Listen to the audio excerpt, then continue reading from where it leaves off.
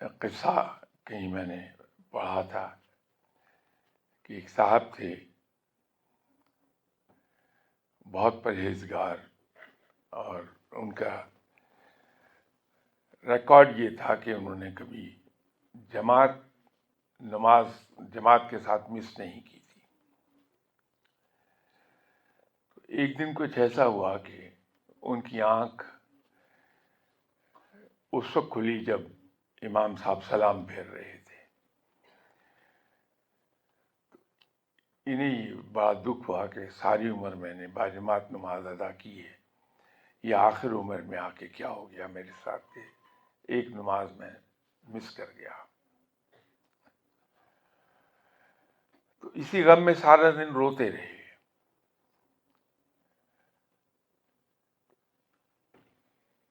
Next day رات کو جب وہ سوئے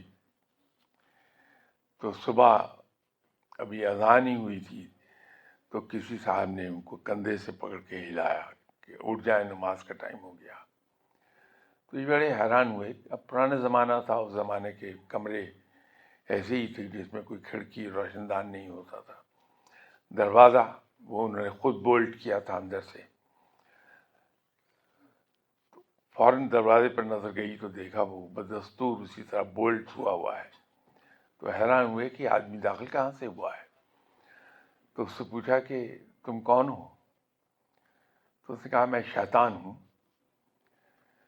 تو انہوں نے کہا کہ تمہارا کام تو ہے نیکی سے روکنا، بجائے اس کے کہ تم مجھے تھپک کے سلا دیتے، تم مجھے نماز کے لیے جگا رہے ہو۔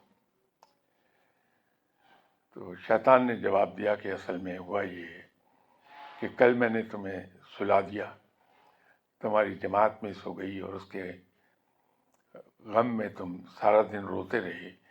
تو انسان اللہ تعالیٰ کو تمہارے آنسو نماز سے زیادہ پسند آ گئے، اور اس کا ثواب دگنا لکھ دیا گیا۔